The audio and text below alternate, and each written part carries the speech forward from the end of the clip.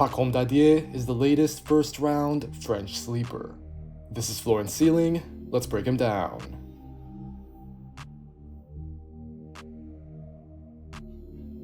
Pacome Dadiet out of France played in Germany for Ulm this past season, and he has a legitimate case to go in the late lottery. Dadiet, who is the fourth youngest prospect in this draft class, will still be 18 come draft time. And while it would be easy to think of the French wing as your typical 3&D international prospect with tools who remains quite raw, I actually think that Dadiet is much more than that. For one, he's shown some legitimate self-creation potential. At a little under 6'9" in shoes with a 6'9" wingspan, Dadiet has ideal measurements for a wing in today's NBA. Down the line, there could be some appetizing potential to slide from the 2 guard all the way down to the 4. We'll dive into Dadiet's scoring off the bounce in a bit and what those flashes mean, but I think it's important to start with what his NBA role will likely be in the short term, and then break down what it could eventually branch out into. Once Dadiet gets drafted, his early life in the NBA should feature a lot of sitting in the corner as that 5th option on the court. That means that the French prospect will have to play out of lifts, space the floor appropriately, and most importantly, convert his shots from downtown. This season, in 59 games across all competitions, Dadiet made about 36% of his threes, which is a solid enough number. His volume per game was not the highest, but he did take almost 140 shots from deep, so that's a solid enough sample size. It's true that the Ulm prospect's threes were all fairly stationary. If Dadiet was moving into a shot, it was usually just lifting to the wing, which is pretty basic. But his jumper looks good, and Dadiet is an all-around, fluid, confident athlete at around 6'9" in shoes, which of course helps a lot. Hopefully, the ways that Dadiet shoots threes becomes more versatile down the line, but that also depends a little bit on how you see his floor and ceiling. Dadiet's high ceiling, in my opinion, is more so centered around scoring on the ball rather than purely spacing the floor. But if the aim is for a safer outcome, or that's what a team has in mind, then Dadiet ideally takes more adventurous threes going forward. Either way, I'm not sure he becomes a lights-out shooter, but a reliable 36 to 38% from 3 on solid volume seems pretty plausible. Another way for Dadiet to get on the floor early is being aggressive in transition. The French wing is a good athlete who's not particularly powerful just yet, but I can see his frame supporting added strength in the future. Either way, the 6'9" Dadiet is long and bouncy enough, and he moves well around the floor.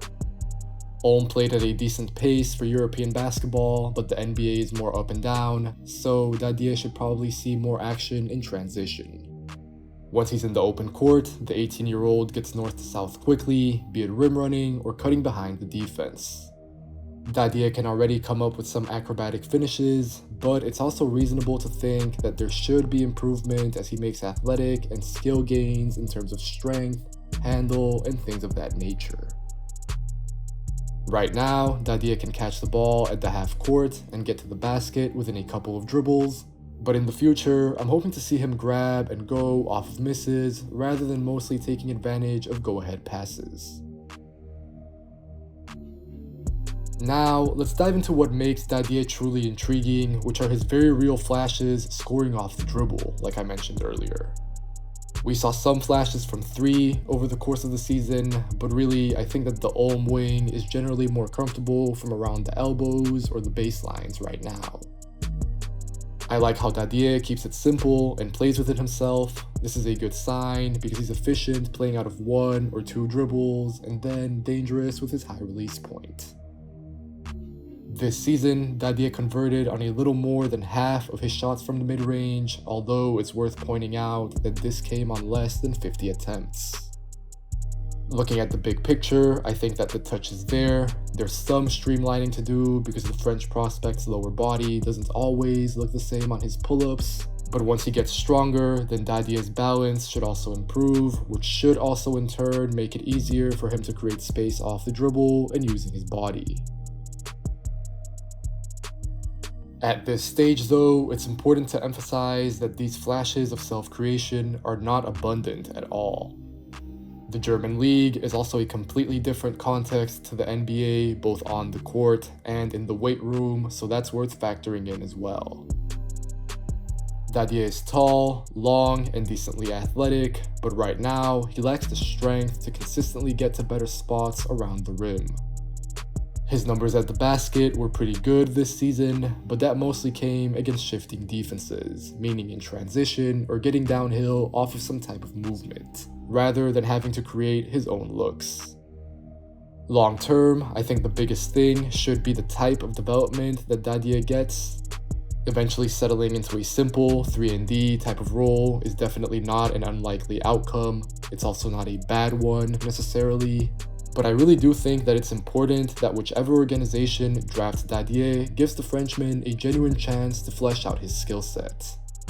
Dadiet is not polished enough yet to demand on-ball reps for a lot of teams outside of the G League, but whoever chooses to invest in him could see a big reward down the line because I really think that Dadiet has some upside as an on-ball scorer.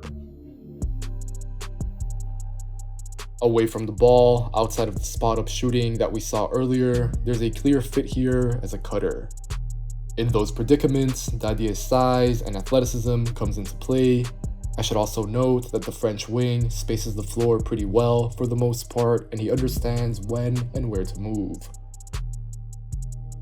At the same time, it's also worth keeping in mind that Ulm is very well coached and geared towards young players, so that helped a lot. Again, Dadiet is going to benefit from strength and skill gains. Shooting a more versatile diet and a higher volume of threes will also help open up more space for him, be it directly cutting or when he's used off of more actions. Dadiet can struggle to separate at the basket against a set defense, but as I mentioned earlier, he's far better playing in space. At this juncture, his finishes close to the rim will probably come in transition or attacking off the catch. Both of those uses are perfectly fine and they're functional, but they do have limitations, so it's worth remembering that Dadiet is kind of unproven at the basket versus a set defense.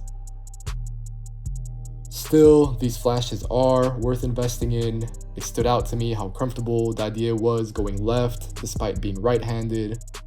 Right this moment, he's still not very flexible changing directions, but the Frenchman is solid at slowing down and revving back up while keeping his handle alive. Again, getting stronger should help both his flexibility and balance, but even right now, he's shown some flashes being a creative finisher with how he can hang in the air or come up with pretty complicated high scoops. Dadiet's motor and tools hold up when he's attacking quickly, and maybe this is all he'll ever really have to do. But I would prefer if we saw some more craft and pace, especially in the half court, going forward. Outside of that, Dadiet stays engaged and he plays hard, which is always nice to see for an 18-year-old. As we'll get into on defense, his production will have to go up significantly. He averaged under 7 points, 3 rebounds, and 1 assist in a league that has improved, but is still not that competitive. However, some teams should be able to look past this given Dadiet's youth and projection. For instance, it's easy to imagine how the Frenchman could develop into a more dangerous rebounder despite not being there right now. The Ulm prospects draft spot might be more contextual than a lot of first-round prospects, yet Dadiet should probably not fall past the mid-20s and definitely not beyond the mid-30s. Passing is not really a part of Dadiet's game right now, but it should play an important part in his NBA future. The numbers this season were very uninspiring. Dadiet had 35 assists in 59 games. That is compared to 49 turnovers, which is little all things considered, but more production would have been nice, really on both sides of the coin, but especially in terms of setting his teammates up. Still, I think Dadiet's passing should be pretty scalable. Unlike his scoring, I don't think it needs to come out of longer reps or more touches, which is good. So as long as Dadiet keeps things ticking, which I think he can, he should be fine.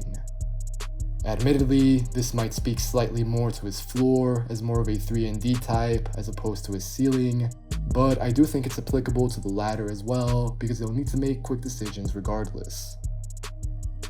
Right now, there are still some turnovers that come as a result of loose ball handling or indecisive reads. In general, Dadiet remains quite raw and he needs more high-level experience, but otherwise, I've liked some of the Frenchman's passing when he gets into the paint and sprays the ball out or drops it off. All of these flashes are worth keeping in mind, but let's remember that all of these assists and turnovers alike all came on low volume.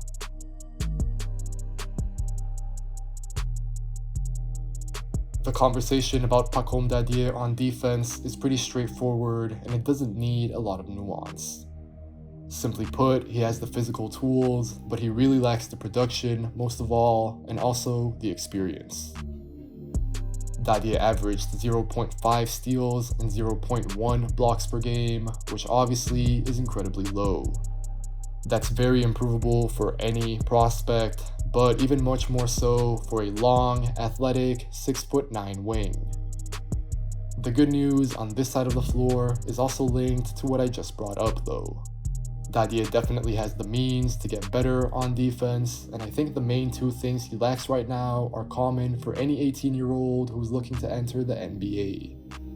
The Frenchman doesn't have functional strength, and he also doesn't have a lot of high-level reps on defense. Dadiet's weight is okay, but he still gets moved around too easily on this side of the ball, particularly near the basket, which tells me that his strength is not functional yet. Also linked to this is that Dadiet struggles to navigate screens and get his angles right because he still gets bumped off his defensive spots. In theory, this strength will come with time, as should the experience making defensive reads. Plenty of times right now, it seems like Dadiet can make something happen, but maybe he's a split second too late, his technique is slightly off, or his positioning is not sharp enough. His defense is very much theoretical at this stage of the game, but everything that we've seen and know about Dadiet indicates that he's coachable, learns quickly, and is open to development. As long as he goes to the right situation, then he already has a season of pro experience under his belt, and then he definitely has what it takes to be an impactful defender, even though it will take time and patience. Pacome Dadiet has a nice floor and ceiling. He can become a 3-and-D type of wing who can add energy, size, and 3-point shooting on some volume. But in a higher case outcome, then Dadiet might be able to play 2 through 4, handle the ball and create his own shot some, and also come up with two-way plays after fleshing out his tools. As always, if you enjoyed this video, make sure to leave a like, make sure to leave a comment telling me what you think of Pacome Dadiet, and if you enjoy the channel, if you want to watch more content like this, make sure to subscribe. Take care, and I'll catch you guys next time.